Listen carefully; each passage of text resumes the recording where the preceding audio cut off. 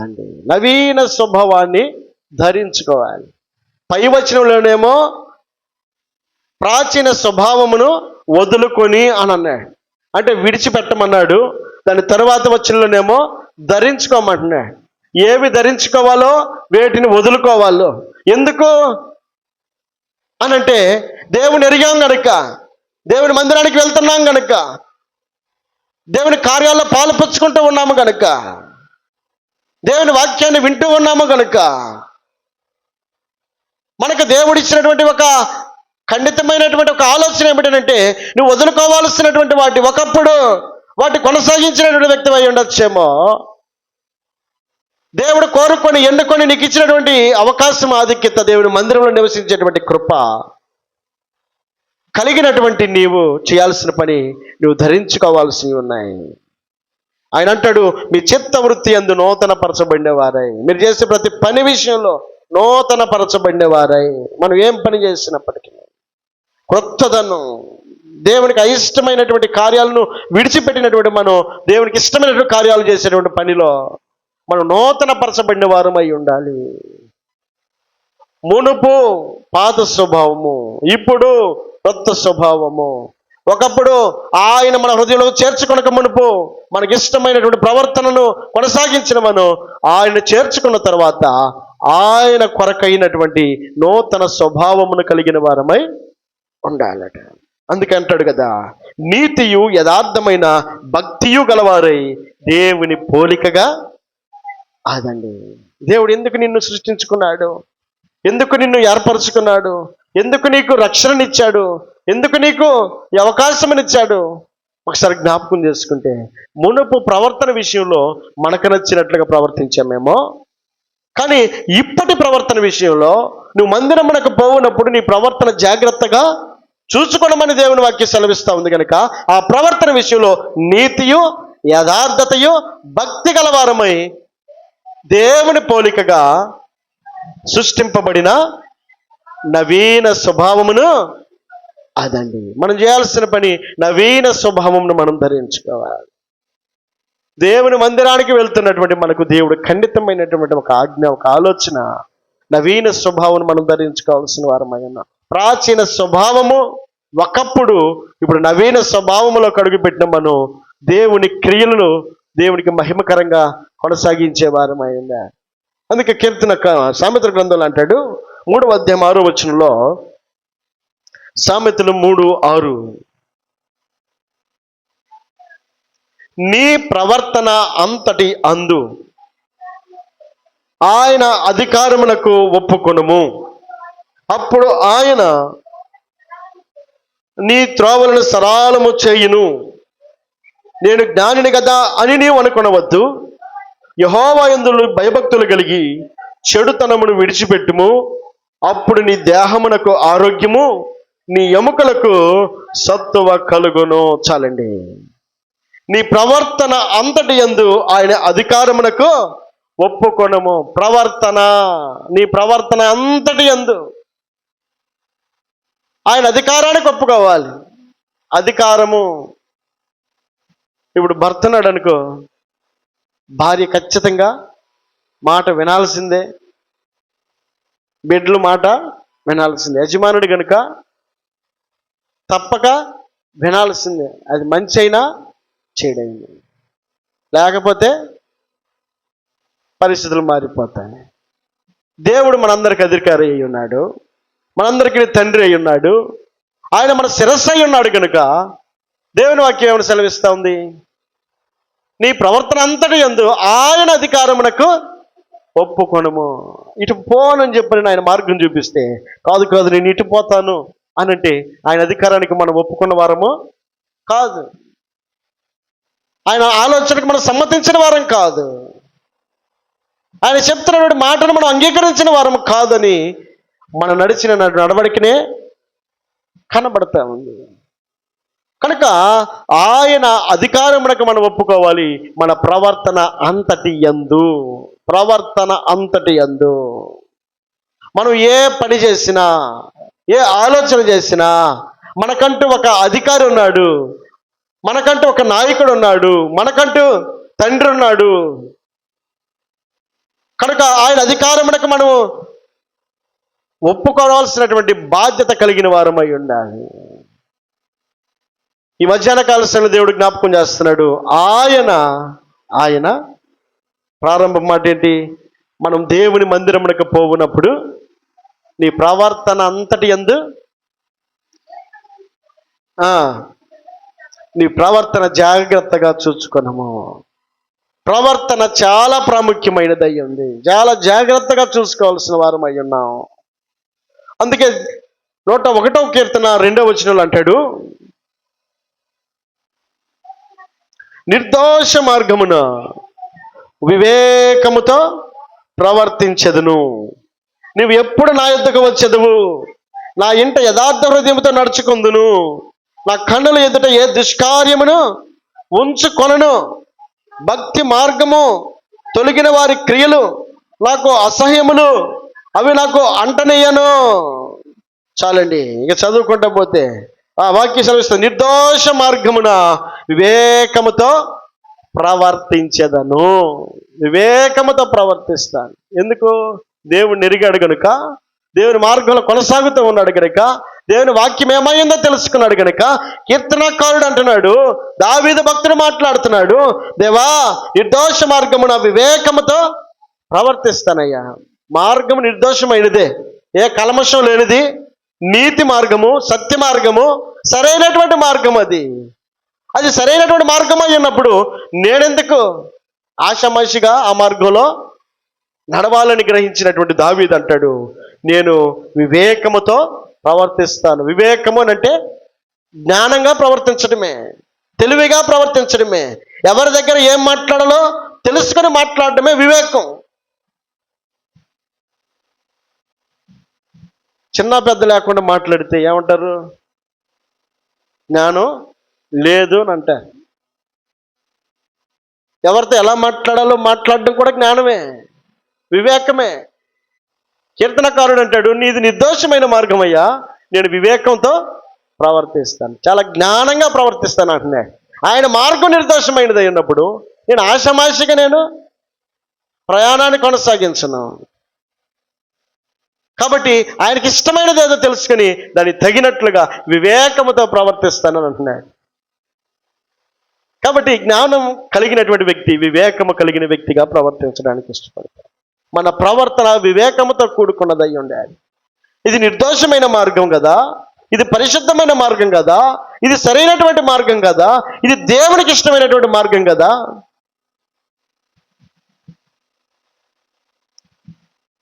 చాలా మార్గాలు ఉన్నాయి లోకంలో, కానీ దేవుని యొక్క మార్గము నిర్దోషమైన మార్గమైంది.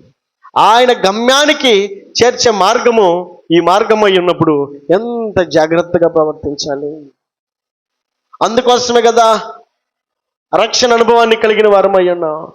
గురి గమ్యం లేకుండా మనం ప్రయాణాన్ని కొనసాగించాలని తీర్మానించుకున్న వారం కాదు. మనకంటూ ఒక గురి ఉంది, మనకంటూ ఒక గమ్యం ఉంది, మనకంటూ ఒక స్థానం కొరకైనటువంటి ప్రయాసం ఉంది. కనుక నిర్దోష మార్గంలో భక్తుడైన దావీదు నేను ఏమంటాడు? వివేకముతో ప్రవర్తిస్తాను అన్నట్లుగా నీవు నేను మనము కూడా వివేకము కలిగి ప్రవర్తించాలని దేవుడు జ్ఞాపకం చేస్తా ఉన్నాడు. దేనికి స్తోత్రం చెల్లిద్దాం. హల్లెలూయా, హల్లెలూయా. వివేకము అనంటే ఎలా ఎవరితో ప్రవర్తించాలో ప్రవర్తించడమే వివేకం కదా. ఒకానొక సమయంలో భక్తుడైనటువంటి అబ్రహాము అనబడేటువంటి వ్యక్తి సింధూర వనము క్రింద నట్టి నడుజావున మధ్యాహ్న కాల సమయంలో సేద తీరుతా ఉన్నాడు, కూర్చొని ఉన్నాడు. ఆ మార్గం గుండా దేవుని యొక్క దూతలు వస్తూ ఉన్నాయి. వస్తున్నప్పుడు వారి కనబడినటువంటి ముగ్గురు మనుషుల యొక్క రూపంలో వారు వస్తూ ఉన్నప్పుడు అబ్రహాము చేసినటువంటి వివేకము కలిగినటువంటి పని ఏంటి అని అంటే, సూచి ఉన్నట్టుగా తప్పించుకొని అబ్రహాము తన మనస్సును కఠినపరుచుకున్నవాడు కాదు. ఏం చేశాడు? వెంటనే లేచి వారికి సాష్టాంగ నమస్కారం చేసి, అయ్యలారా మీరు ఈ ఎండవేళ ఇక్కడ దాకా వచ్చారు, కాస్తంత సెద తీర్చుకోండి, కాళ్ళు కడుక్కోండి, కాస్తంత ఆహారం నేను పెడతాను, తినేసి తర్వాత వెలుదురుగోని అని జ్ఞానంగా పలకడం ప్రారంభించాడు. ఏ సమయంలో ఏది చేయాలో అది జ్ఞానంగా ప్రవర్తనకు సూచనగా కనబడతా ఉంటుంది. ఎవరైనా ఇంటికి వచ్చారనుకో, పలకరించలేదనుకో, అది జ్ఞానం అంటారా? కూర్చోమనలేదనుకో, అది జ్ఞానం అంటారా? మర్యాద చేయలేదనుకో, అది జ్ఞానం అంటారా? పక్కకు పోయి చెప్పుకుంటాడు మన గురించి, మన ఎటువంటి అజ్ఞానంలో ఉన్నామని. ఈ అబ్రహాము ఎండవేళలో గమనించినటువంటి అబ్రహాము అంటాడు, అయ్యలారా, ఈ ఎండవేళ మీరు ఇక్కడ దాకా వచ్చారు, కాస్తంత సేద తీర్చుకొని మీ కొరకు కొంత ఆహారాన్ని నేను సిద్ధపరుస్తాను, అది తినేసి వెళ్దురుకొని అని గబగబా వెళ్ళి జ్ఞానంగా వివేకంతో తన ప్రవర్తనను కనపరుస్తూ ఉన్నాడు, తన క్రియలను చూపిస్తూ ఉన్నాడు, ఎప్పుడు ఏమి చేయాలో తెలిసిన వాడుగా కనబడతా ఉన్నాడు. మధ్యాహ్న కాల సమయంలో ఆహారం కొరకైనటువంటి ఆలోచన కలిగినటువంటి అబ్రహాము చాలా జ్ఞాన ప్రవర్తన కలిగిన వాడై ఆ వచ్చినటువంటి వారికి కాలు కడుక్కోవడానికి నీళ్ళు ఇచ్చాడు, సాష్టాంగ నమస్కారం చేశాడు, త్వరగా వెళ్ళి తన భార్య అయినటువంటి శారాకు 3 మాణికలు పిండిచ్చి పిసికి రొట్టెలు చేయమన్నాడు. ఆయనేమో మందలోకి వెళ్ళి దూడను వధించి ఆహారాన్ని సిద్ధపరచుకొని తీసుకొచ్చి వారి దగ్గర పెట్టి వారు తినేదాకా నుంచొని తర్వాత వారిని సాగనంపే క్రమంలో ఏ ప్రవర్తన అయితే ఆ దేవుని దూతలకు ఇష్టమయ్యిందో దానిని బట్టి అబ్రహాము ఆశీర్వదించబడ్డాడు. దేని స్తోత్రం చెల్లిద్దాం. హల్లెలూయా. జ్ఞానము కలిగినటువంటి అబ్రహాము కోరుకున్నందున ఆశీర్వాదం రాలేదు, కానీ తన పని తాను నిర్వర్తించినందున ఆశీర్వాదము తన ఇంటిలోకి రావడానికి కారణమైంది. జ్ఞానంగా ప్రవర్తించడం కూడా మన ఆశీర్వాదానికి కారణమే, మన దీవెనకు కారణమే. యేసుక్రీస్తు ప్రభుల వారట ఆ మార్గం గుండా వెళ్తా ఉన్నప్పుడు మరియ, మార్త అనబడేటువంటి సహోదరులు ఇద్దరు కూడా ఎంతో ప్రేమ కలిగి మరియ చిన్న చిన్నగా నసిగి పిలిచినప్పటికీ మార్త మాత్రం పెద్ద గొంతేసుకుని, అయ్యా నువ్వు ఇంటికి రాకపోతే నేను ఊరుకోను, నువ్వు రావాల్సిందే అని అనుకుని ఒకవేళ బలవంత పెట్టుండొచ్చేమో. మొత్తానికి మార్త మాటకు అంగీకరించి ఆయన ఇంటికి వచ్చాడు. ఆయన ఇంటికి వచ్చి కూర్చున్నాడు. కూర్చున్నటువంటి ఆయనతోటి మరియ జ్ఞానంగా ప్రవర్తించడం ప్రారంభించింది, వివేకంతో ప్రవర్తించడం ప్రారంభించింది. ఎప్పుడు ఏమి చెయ్యాలో తెలుసుకున్నటువంటి మరియ ఇప్పుడు ఏం చేస్తుంది? ఆయన మాట్లాడుతూ ఉండగా, ఆయన బోధిస్తూ ఉండగా ఆయన పాదాల దగ్గర కూర్చొని వాక్యం వింటా ఉంది. టెక్నిక్ తెలుసుకుంది మరియ. ఈ సమయంలో దేవుని మాటలు వినాలి, ఈ సమయంలో దేవుని మాటలు వినే సమయం అనుకుందేమో. మొత్తానికి తన అక్క అయినటువంటి మార్తేమో వాక్యం వినే సమయంలో వంట చేస్తుంది. ప్రవర్తన ఆయనకి ఇష్టంగా లేదు, కష్టపడుతుంది కానీ శ్రమ పడుతుంది కానీ ఏ సమయంలో ఏం చేయాలో అర్థం కాల, ఏదో ఒకటి చేస్తుంది. మొత్తానికి వివేకం కలిగి ఆమె ప్రవర్తించడం లేదు. వివేకముతో ప్రవర్తించినప్పుడు అబ్రహాము ఎండవేళలో ఆహారం పెట్టి ఆశీర్వదించబడ్డాడు, కానీ వాక్యం వినే సమయంలో ఏం చేస్తుంది? మార్తేమో వంట వండుతూ ఉంది, మరియ ఏమో ఆయన పాదాల దగ్గర కూర్చుంటా ఉంటే ఆయన పలుకుతున్నమాట, మరియ ఉత్తమమైనది ఏర్పరచుకుంది. దేవునికి స్తోత్రం చెల్లిద్దాం. హల్లెలూయా. జ్ఞానము కలిగి వివేకముతో ప్రవర్తించింది మరియ. మరియ దేవుని యొక్క మెప్పుకు కారణమైంది. దేవుడు మెచ్చుకునేటట్లుగా తన ప్రవర్తనను కనపరిచిందట. దేవుని వాక్యం సెలవిస్తున్నటువంటి మాట ఏమిటంటే, ఏం చదివిందాక 101వ కీర్తన 2వ వచనంలో, నిర్దోష మార్గమున వివేకముతో అదండి, వివేకముతో ప్రవర్తించాలట, జ్ఞానముతో ప్రవర్తించాలి. మన ప్రవర్తన ఎట్టో కట్టుంటే కుదరదు. వివేకం ఉండాలి, జ్ఞానం ఉండాలి. ఏ సమయంలో ఏం చేయాలో వివేకం కలిగిన వాళ్ళు ఏం చేస్తారు? ఈరోజు సండే, ఇదిగో 10 గంటలకు 10:30కు దేవుని సేవకుడు వస్తాడు. ఈరోజు మందిరపు ద్వారాలు తెరవబడి ఉంటాయి, కాసేపు దేవుని మందిరంలో దేవుని మాటలు వినాలి ఆయన సమయాన్ని ఆయనకి ఇవ్వాలి అనని వివేకంతో ప్రవర్తించి మందిరంలో నివసించగలుగుతాం.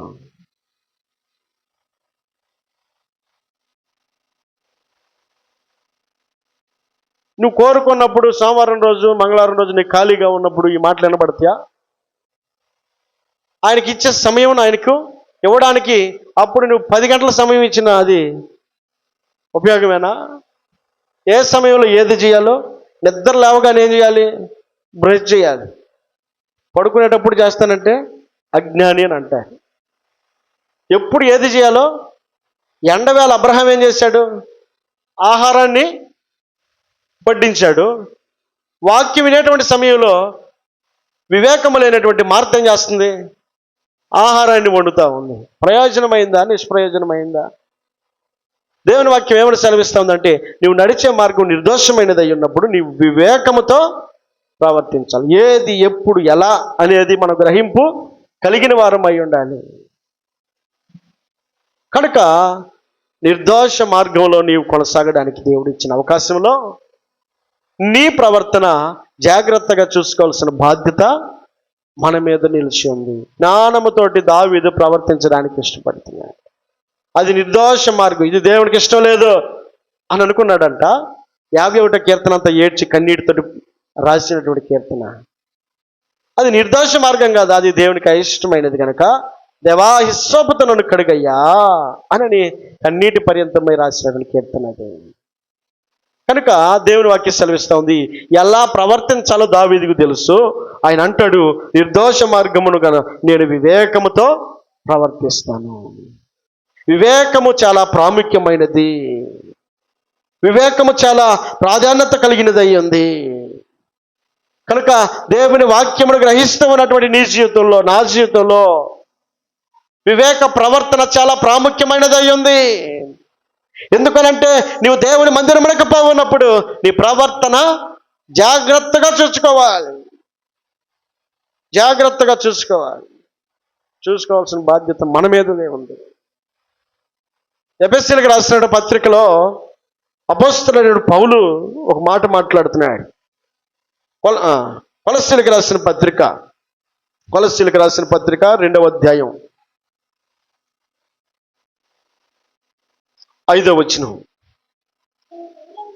నేను శరీర విషయంలో దూరముగా ఉన్నను, ఆత్మ విషయంలో మీతో కూడా ఉండి మీ యోగ్యమైన ప్రవర్తనను క్రీస్తునందలి మీ స్థిర విశ్వాసమును చూచి ఆనందించుచున్నాను.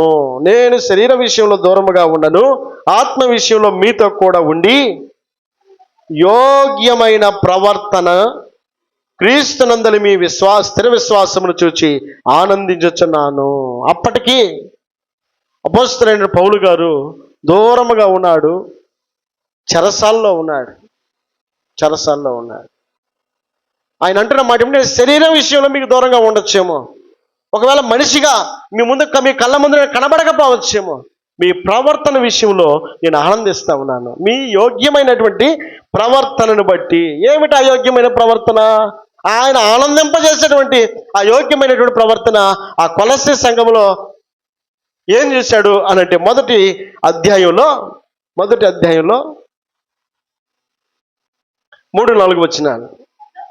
పరలోకమందు మీ కొరకు ఉంచబడిన నిరీక్షణను బట్టి క్రీస్తు యేసునందు మీకు కలిగి ఉన్న, ఇక్కడ జాగ్రత్త చూద్దాం, ఆయన ఆనందించేటట్లుగా వారి యొక్క యోగ్యమైన ప్రవర్తన ఏంటి అని అంటే, వారికి ఏమేమి ఉన్నాయి అని అంటే, మీకు కలిగి ఉన్న విశ్వాసమును గూర్చి.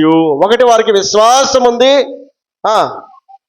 మా పరిశుద్ధులందరి మీద మీకున్న ప్రేమను గూర్చి మేము విని ఎల్లప్పుడూ మీ నిమిత్తము ప్రార్థన చేయుచు మన ప్రభువుకు యేసు క్రీస్తు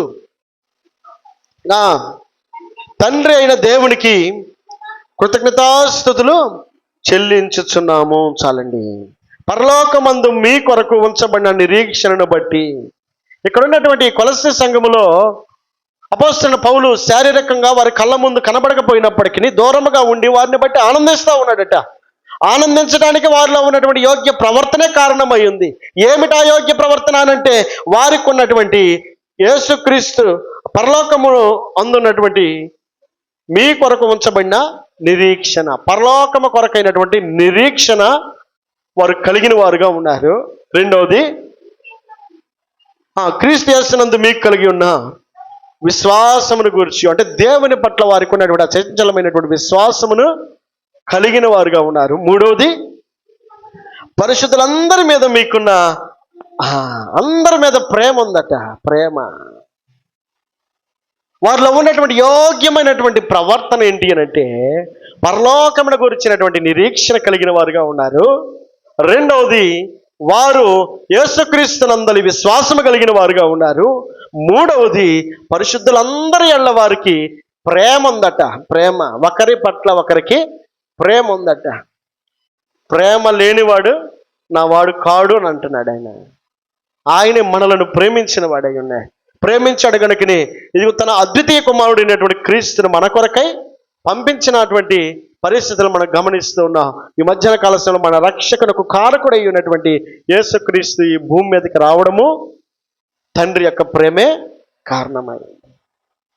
మనలో ఉన్నటువంటి ఏ యోగ్యతను బట్టి, ఏ అర్హతను బట్టి ఆయన ప్రేమించాడు. మనం ఇంకా బలహీనులమై ఉండగా ప్రేమించినటువంటి దేవుని ప్రేమ, మనం ఇంకా శత్రువులమై ఉండగా ఆయన మనల్ని ప్రేమించినటువంటి ఆ యోగ్యమైనటువంటి ప్రేమ, మనం ఇంకను పాపులమై ఉండగా మనల్ని ప్రేమించినటువంటి ఆ ప్రేమ, ఈ భూమి మీద నీ కోసం నా కోసం ఆయన తన ప్రాణాన్నే పెట్టడానికి చూపించినటువంటి ప్రేమ మనం జ్ఞాపకం చేసుకోగలిగితే ఈ కొలస్సీ సంఘంలో ఉన్నటువంటి ఆ సంఘ విశ్వాసులకు ఉన్నటువంటి ఒక ఆలోచన, ఎందుకు ఆనందిస్తున్నాడు పౌలు అంటే వారి యోగ్య ప్రవర్తనే కారణమట. ఎలాంటి యోగ్య ప్రవర్తన? వారు నిరీక్షణ కలిగిన వారై ఉన్నారు. దేని కొరకు? పరలోకమును గురించిన నిరీక్షణట. స్థిర నివాసం ఇది కాదు, మాకు పరలోకం ఉందని దానికోసం తపన పడుతున్నారట వాళ్ళు. దాన్ని బట్టి ఆనందిస్తున్నాడు పౌలు గారు. రెండవది యేసుక్రీస్తునందలి విశ్వాసం కలిగి ఉన్నారట. నమ్మిక కలిగిన వారుగా ఉన్నారు. ఆయన మీద ఆధారపడతా ఉన్నారు. దేవుడు ఉన్నాడు, ఆయన మా కార్యాలు సఫలపరుస్తాడని దేవుని కొరకైనటువంటి విశ్వాసం వారి జీవితంలో చూస్తున్న పౌలు అంత మాత్రమే కాకుండా పరిశుద్ధులందరి ఎడల వారికి ఉన్నటువంటి ప్రేమను బట్టి పౌలు గారు ఆనందిస్తున్నాడట. పరిశుద్ధులందరి ఎడల వారు ప్రేమ కలిగి ఉన్నారట. ఈ మధ్యాహ్న కాల సమయంలో ఏది యోగ్యమైన ప్రవర్తన నీ జీవితంలో నా జీవితంలో కనబడగలుగుతా ఉంది? పరలోకమును గురించినటువంటి నిరీక్షణ మనలో ఉండగలుగుతా ఉందా? యేసుక్రీస్తునందలి విశ్వాసము, ఆయన మీద ఆధారపడేటువంటి స్వభావము మనలో ఉండగలుగుతా ఉందా? మూడవది ఒకరి పట్ల ఒకరికి ప్రేమ, పరిశుద్ధులందరి ఎడల ప్రేమ నీలో నాలో ఆయన మనలను చూడగలుగుతా ఉన్నాడా? ఒకసారి పరిశీలన చేసుకోగలిగితే దేవుని వాక్యం సెలవిస్తూ ఉంది, వారి యోగ్య ప్రవర్తన అపోస్తలుడైన పౌలు ఆనందానికి కారణమైందట. మరి మన ప్రవర్తన దేవునికి ఆనందాన్ని కలుగు చేయగలుగుతా ఉందా? సేవకుడికి ఆనందాన్ని కలుగు చేయగలుగుతా ఉందా? జ్ఞాపకం చేసుకుందా, దేవుడిచ్చినటువంటి ఆధిక్యతను అవకాశంగా తీసుకున్నటువంటి నీవు ఎలాంటి ప్రవర్తించగలుగుతా ఉన్నా? దేవుడు కోరుకుంటున్నాడు, దేవుడు ఇష్టపడుతున్నాడు. నువ్వు మందిరమునకు పోవునప్పుడు నీ ప్రవర్తన జాగ్రత్తగా చూసుకోవాలంట. ఒకటికి రెండు సార్లు జాగ్రత్తగా చూసుకోవాల్సిన బాధ్యత నీ మీద నా మీద ఉందన్న గ్రహింపు కలిగిన వారమై వివేచనతో వివేకముతో ప్రవర్తించదుముగాక. ఈ మాటలు దేవుడు దీవించునుగాక.